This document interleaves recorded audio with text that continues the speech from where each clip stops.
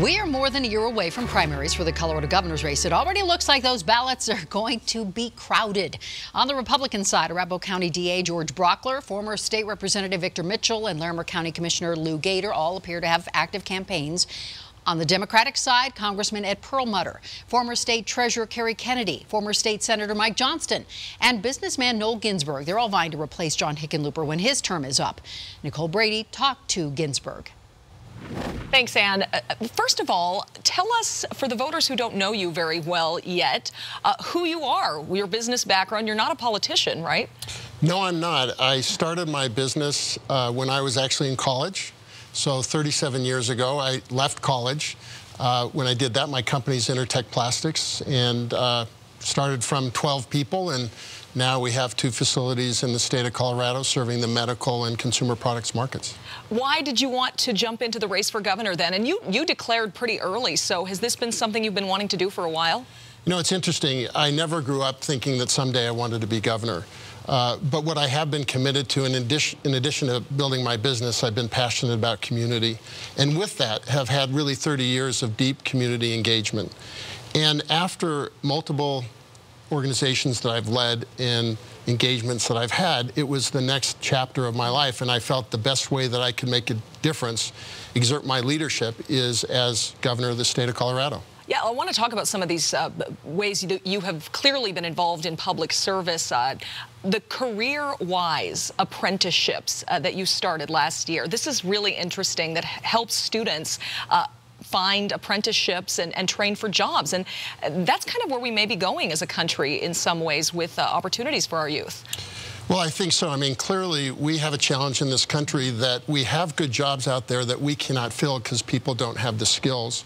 And as hard as our education system is working, I think what I've learned over 30 years of working with schools myself is that there needs to be a partnership, and business has a role in that. And by creating apprenticeships where kids start really in the 11th grade, spending 2 days in a classroom and 3 days at work, they have the opportunity to gain skills, gain their high school degree, earn while they learn, and get college credit. So if they choose to go on and get their PhD, they can do that. Or if they go directly into the job market, they're going into jobs that pay middle-class wages and beyond, and I think that's transformational. I would love to see something like that at a state level, and career-wise, as you said, just launched last year. How many students have you helped already? Well, so we're launching actually the pilot in the fall of this year. Our goal is to create 20,000 youth apprenticeships in 10 years per year in the state of Colorado. So it is a bold goal, but I will tell you that there are countries that do that at much higher percentages.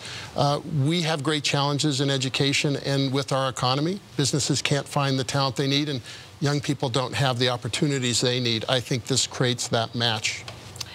Besides education, which it sounds like you'll be passionate about working on, what other problems does Colorado need to fix? Infrastructure, transportation, those are things we talked about with some of the other candidates I know. Well, clearly, I mean, the decisions we will make now will influence the state for the next 50 years, and there's nothing more important than infrastructure.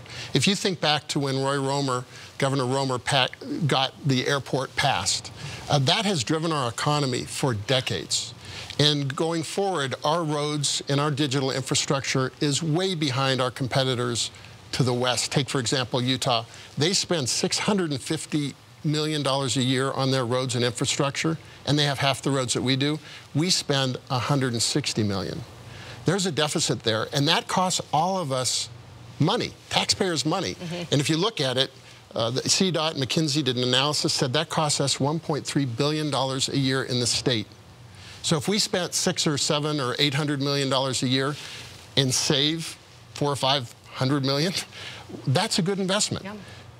We need leadership and innovation in government, and I think what a governor can do is use that vision and innovation to convince the people that this is in our self-interest and ultimately will make this a better place for us to live. So that's clearly a big issue. It's being debated right now at the Capitol, but unfortunately it tends to end up in gridlock, not decisions and moving forward.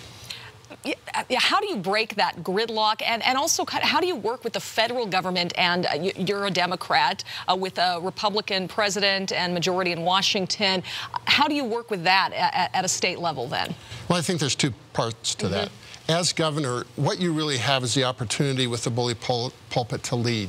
And I think what it takes is bringing both parties together, because literally all voices count. It's not just about what Democrats want or independents or Republicans. It's about what we need in Colorado. So as governor, what I would do first is make sure that we're talking to each other, that we're coming up with solutions that we can all live with. Will they be perfect in somebody's eyes? If it was a dictatorship, we could get perfect in my eyes. But that's not what we live in. This is a democracy. So I think first part is bring everybody together and be part of the debate as governor. Second, federally, yes, we have to have a presence in Washington, and we have to do the same thing. We realize it's a political process, but I think Colorado and I think this country wants leaders that aren't focused on rhetoric, but actually getting things done. And what I've done throughout my career, whether it's been in my business or in the organizations I've led in the community, it's to change lives and get things done. Businessman coming out there too. You may not have as much name recognition as a politician entering this race, and we're seeing both the Democrats and Republicans, those lists and the governor candidates starting to line up. What are you going to do to get your name out there? What's the plan now? Well, the first thing to recognize is this is a marathon. It doesn't happen overnight. And what I have to do is work longer and harder. I need to be all around Colorado, meeting with people, listening to what they have to say, and sharing my vision as well. So it's not just listening and absorbing, it is having a conversation and an interaction, and through that begin to gain the awareness of both who I am, the innovation that I would bring to the state, and what my leadership style is, because I'm not the loudest guy in the room. By nature, I'm an introvert, so I do a good job of listening and integrating people's ideas into the solutions that I come up with and the vision I have. Noel Ginsburg will be following you on the trail, I'm sure. Thanks so much for being here. Thanks for having me. And we'll be right back.